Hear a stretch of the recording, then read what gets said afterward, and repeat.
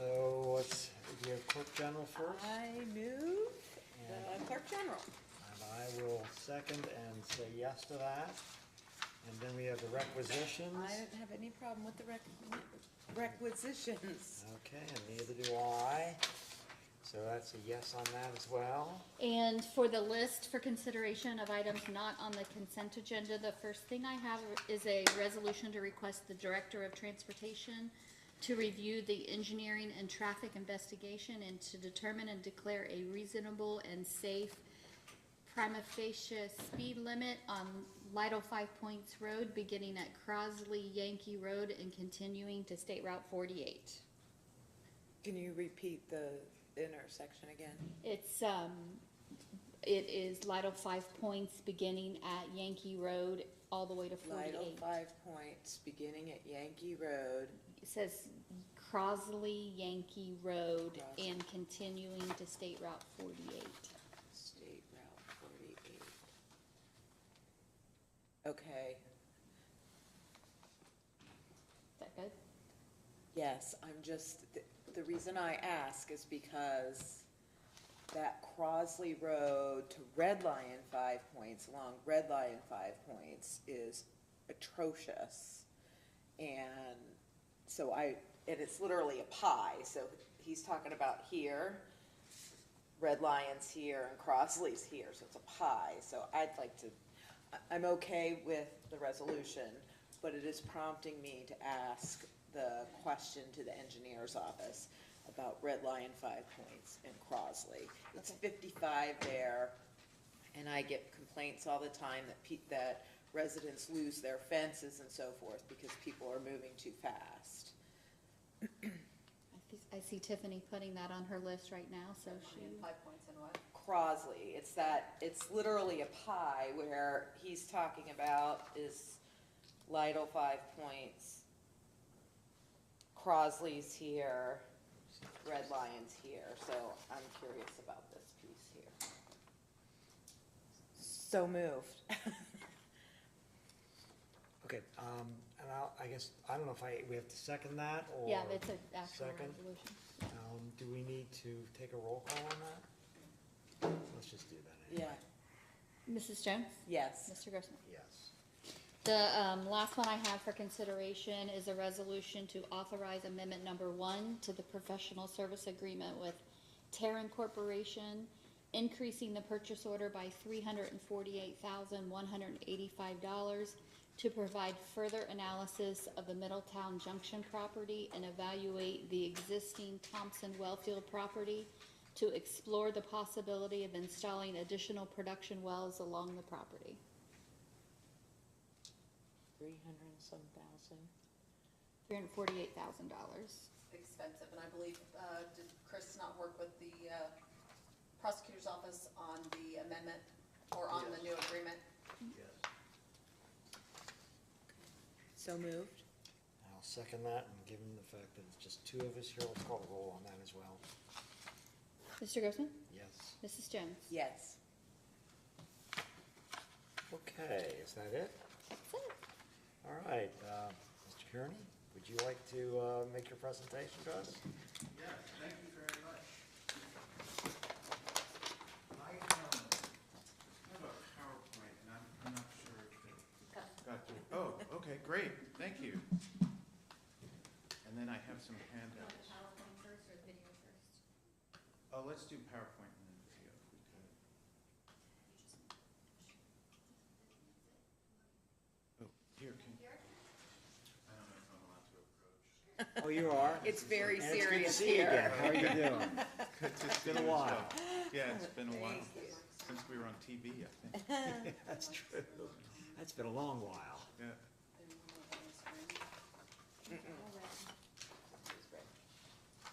It's weird.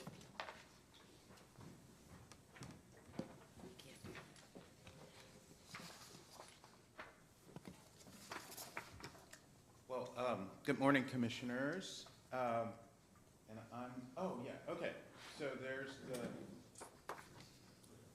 so this is a PowerPoint about a study that the African American Chamber of Commerce did with the University of Cincinnati Center for Economics about the economic impact of black-owned businesses in... Senator Kearney, can Yes. we ask you just to identify yourself for the Oh, record, please? I'm sorry. My name is Eric, E-R-I-C, Kearney, Kearney, and I'm president of the Greater Cincinnati and Northern Kentucky African American Chamber of Commerce. We did a study in a four-county area of the economic impact of black-owned businesses. And so the question comes, why study this? And so it gives you an idea of the growing rate of minority-owned businesses, which are growing at twice the speed of other businesses. Better understand the businesses that are in your community, assist in planning and development, and strategies for attracting more business. And so the study was conducted during this past summer, Butler, Claremont, Hamilton, and Warren counties. Nearly 1,000 businesses were part of the study, 969 for those who want to be precise. And it's different than this study, which I presented to you in 2020. This one is really much more in depth and drills down. So some key findings of the overall study. The economic impact of black-owned businesses is $2.1 billion, approximately 6,000 jobs, and $306 million in earnings. $700,000 was contributed to the economy in local sales tax revenue. $2.5 million in state sales tax, $3.7 million in local earnings tax, and $6.7 million in income tax revenue from those employees, and $13.5 fiscal impact.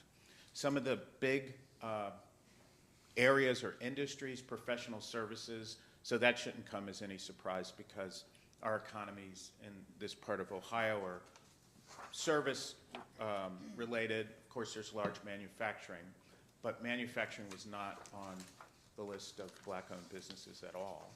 Healthcare, which, as you know, is a big driver. So it was only 8% of the companies, but it was 16% of the share of wages. So that shows you that healthcare industry workers make more. Accommodations and food service, 8% of the companies. So there are a lot of companies that are in that industry, but the share of wages was very, very low, 2%. Construction, which I know is very important in Warren County because everything is being built here, is a number of companies are in it, 7%, that's very high, and wages are 11%, so construction workers make a reasonable salary, and then wholesale trade, B2B, effectively, 5% of the companies and 14% of the wages, so they're making very good money. And so the results for Warren County and Mason in terms of black-owned businesses really shines. 138 jobs, earnings of $5.5 million, and then total economic output of almost $34 million. So that's really great. And then the rest of Warren County, outside of the city of Mason, had $21 million in earnings and $119 million. And then the totals are down at the bottom. For Warren County, 468 jobs that these businesses produce, 26 million in earnings, and then total economic output of $153 million. Okay, now, I want to show you an animation, which we spent a lot of time on. So I just click that, and I'm Do you good? see at the Clear? very bottom, the blue arrow to the left? Yes, At the ma'am. very bottom on the left? Yes, ma'am. Right there? Yes. I click that? Yep. And I click play. Oh, You- boy.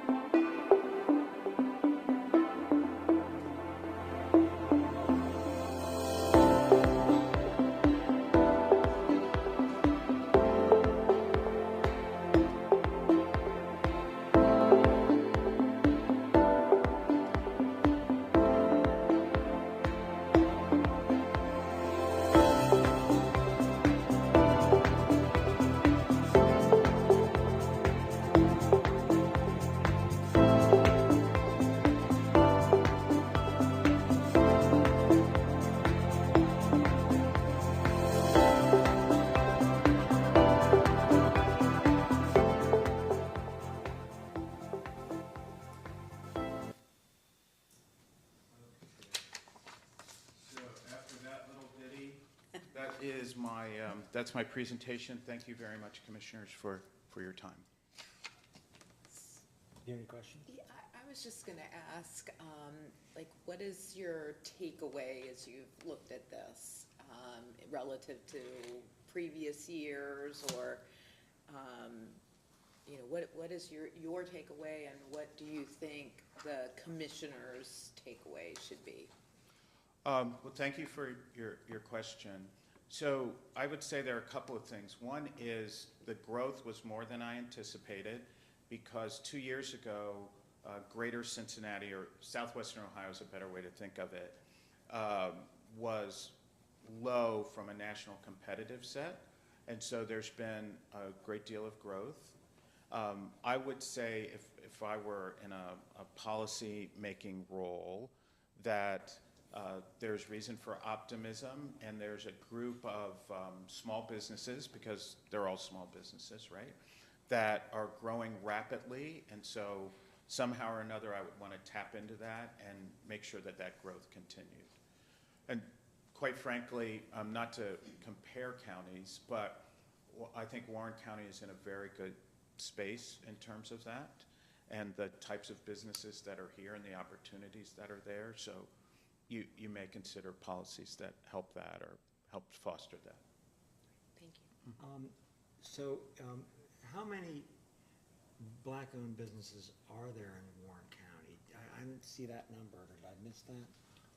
Well, that number is not there, but the number of jobs is there. And there's, I gave you a supplemental, this is the executive summary of the data. Yeah, I saw the number Yeah, of jobs.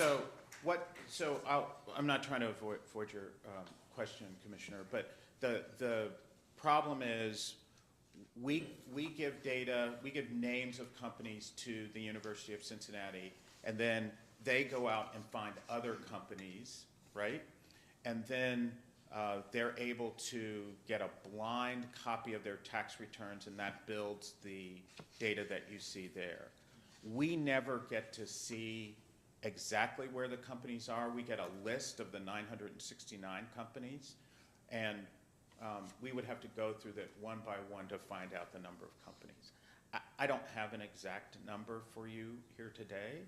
My guess would be, well, I don't want to guess, because that Okay. might set false expectations. Okay. But if you were to take the overall number and ballpark it around 12 or 15%, that might give you a good place. Okay, and then I take it when you give the number of the people that are employed, that isn't strictly speaking, of course, an African American. I mean, No. these companies are going to employ anybody.